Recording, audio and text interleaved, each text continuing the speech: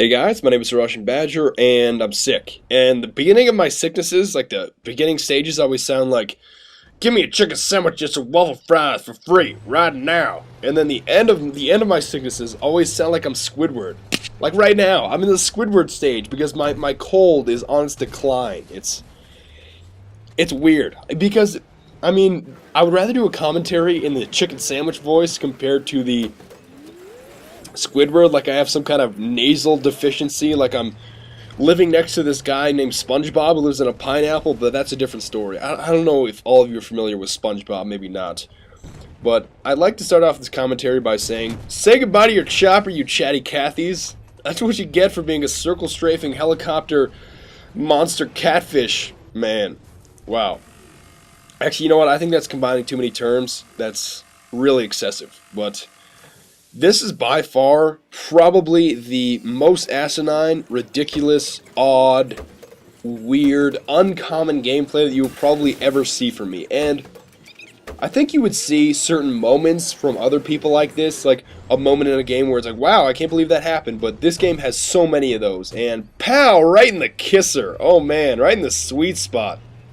I like that one, but it's just one of those gameplays where, like I said, some people get moments where it's like, how did that happen? Whoa, how did that happen? What happened there? I don't understand. But this gameplay is filled with a ton of those. Just a ton of those. Just they happen so frequently. It's you know what? I'm actually going to stop. I'm not going to label it with some kind of adjective to describe it any further. I think I'm just going to let you watch the entire gameplay and you'll know exactly what I mean. Now, just to describe the situation to you, I've been playing a lot more Conquest lately because, I just love Conquest now. There's something about it. I feel as if I can carry my team a little bit easier on Conquest compared to Rush. Maybe you might not agree with me, but that's my personal experience. And I couldn't exactly get this circle straight for here. He made me get out of my tank and go hide in the corner of this building here, despite the fact he left me alone after that. But I will have my sweet revenge in due time, so don't you worry. And the other background knowledge that I wanted you to know is I believe I played 2 or 3 games before this game in this lobby, and there was a guy on my team the previous game before this, and he literally said, "Check me out, dog, I'm rolling on dubs with black on black, yay," as soon as he got in a Russian tank. And that I let that marinate in my brain, and I thought, okay, when you say black on black, from what my limited hip-hop knowledge is, that means you got black paint on black rims. Well, first of all, the only paint that's default in a Russian tank is Russian camo, Russian woodland camo for most maps, and you can't be rolling on dubs, and you can't be rolling on black rims either, because you don't even have rims, you have treads, and boom! Did you see that shot? Oh yeah, and I just wanted to re-emphasize the whole shooting helicopters with tanks. That's not a fluke. This guy caught onto my old trickery, and he decided to fly above my actual sight line with my tank main cannon here. But I eventually get sniped by the tank. But a lot of the helicopters got smart to how efficient I was as to shooting them down with tanks, and I can assure you that's not a fluke by any means. These absolute Wesley snipe shots with the tanks against helicopters, I can actually do them very well. I've done them on other maps as well, and I think, in my personal opinion, it's the easiest way to take down a helicopter, for me at least, if I'm not near an AA gun. And, of course, to get robbed of that kill because he jumps out at the last second, but then again, I would do the same thing. And I do that same thing where you jump out just before your tank is about to explode and you feel like Tom Cruise. I do that later on in this gameplay as well. And I outsmart a guy. Oh, wonderful. Yeah, more construction in the middle of my commentary. Just perfect. Oh, check this out. You ready? Yeah, look at this right now. No scope repair. How does that feel? That's pretty awesome, right? I found that pretty cool at the time. And it's odd because I've never played with a team this bad that was actually sort of winning when I actually joined the game. And by sort of winning, we technically weren't winning, but we were actually 100 tickets behind once I joined, and we had a double cap going in. I think we eventually got a triple cap, but we were very down on tickets, but we were up on flags once I joined. And Perfect. Perfect for my commentary. Just some drilling noise. Why don't you throw in a jackhammer? Just start jackhammering some concrete while you're at it. Just wonderful. But this moment you really need to pay attention to, okay? What happened was I absolutely failed at shooting that guy with the M16, and what eventually happened was his buddy came all the way around here, so I'm going to get his buddy, and pay attention to the guy that shot me, his name. I turn around, I heard him scream, I shoot him, now watch what happens. You ready? That's what you get. That is what you get right there. Just let's just marinate in your brain what's happening right now. Just, that's so much better than a teabag. How does it feel to get stuck in a wall with some kind of paralysis / epilepsy at the same time? That's just wonderful, right? And check this out here. You ready? You ready? Okay. I shoot the tank once in the side. I go in for the drill, and then all of a sudden the guy jumps out, and then it's, good morning, welcome to the dentist, Carl. Oh, man. I don't know how he didn't see me. I have no clue how he did not visually identify me. I was running in front of his face with a repair tool, and he somehow did not acquire me in his line of sight. I don't know how that happened, but here was a moderate turning point in the game. I believe somewhere around here we tie, and then we eventually gain the lead somewhere around here quickly.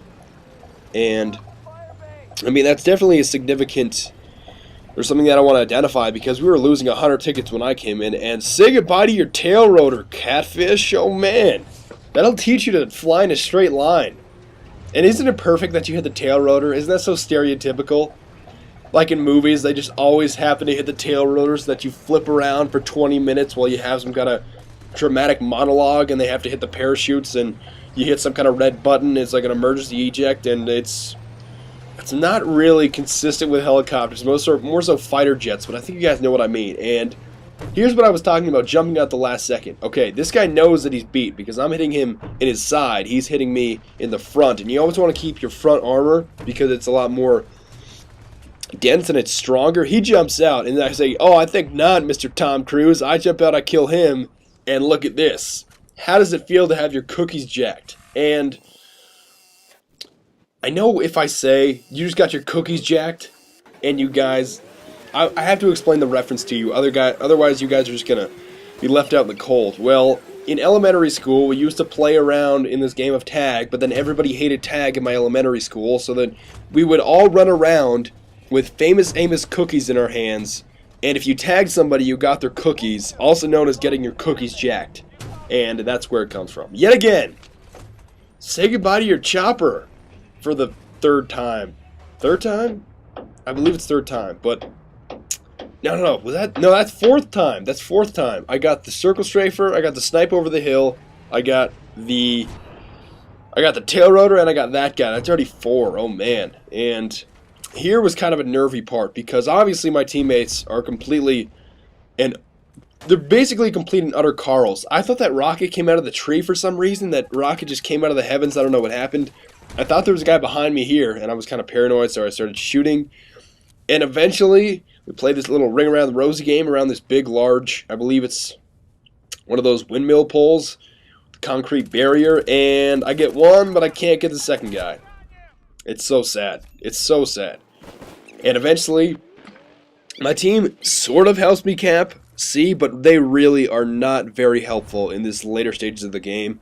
And there's even one part where I have to commit suicide to actually help out my team. And, I mean, I'll explain that when it comes around, but even here, how are we not capping B, or actually getting close to capping B, if there are that many guys at C? I mean, we're capping B right now, but I just thought that we should at least have 1 to 2 flags if there's even a few enemies over here, because I believe the game started out with 6 players and then it moved it up to 9-on-9, and you guys know about the recent server issues, but say goodbye to your tank. It's just wonderful. And I didn't see that guy directly ahead of me. For some reason, I didn't see him. I just did not see him. He crept up like a hill monster and took me out. What do you know? But then again, you know what? I'm going to spawn on my squad mate, and my squad mate is not even going to help me cap here. And I take the guy that killed me out, which is just wonderful. But yet again, it took us so long to cap C. We didn't cap B for some reason. I don't know why. And basically, I think the reason that we lost, not only because my team is full of absolute Carls, by far the worst team that I've ever played on, hands down, but look at this guy. Look at where his tank's going. His tank is virtually stationary here. He's not... It should literally be full steam ahead to B. We need a cap. We're already down 30 tickets, and the game's about to end. And he's sitting here. He's sitting here. So, I have nothing else better to do to shoot at this helicopter. And eventually we start losing C, and I think, you know what, if we lose C, we're going to have no chance at B. So I literally say, you were an awful player at this entire game, Carl. I'm not even going to stay in the tank with you. And I suicide to go help Cap C and say goodbye to your chopper yet again. Too bad the guy jumped out. I was a little bit disappointed about that, but we eventually got C capped. I believe, yes, my squad mates, my two squad mates were the only two competent players, but really, even they were pretty awful. But in this end stage of the game, like I said, we lacked so much urgency, we were dawdling. I mean, obviously there were no vehicles at my disposal. I couldn't use a quad, I couldn't use one of those cars to drive to B and try to cap B. And even the guys in the helicopters were still a lot more concerned with strafing. This guy goes down for a few seconds here, but he's still strafing, and the guys in the helicopters were not using them effectively to drop off perhaps their gunner, or perhaps hover above the objective and cap it that way. That sometimes works if the entire area is vacated, but we'd seriously just lacked urgency. And finally we capped B, but it's completely futile because, I mean, obviously the game's already been lost because we're down 42 tickets. And they finally got it that, oh, maybe we might lose if we don't cap B or cap another flag other than C. And it's too little too late. I mean, obviously we had to lose.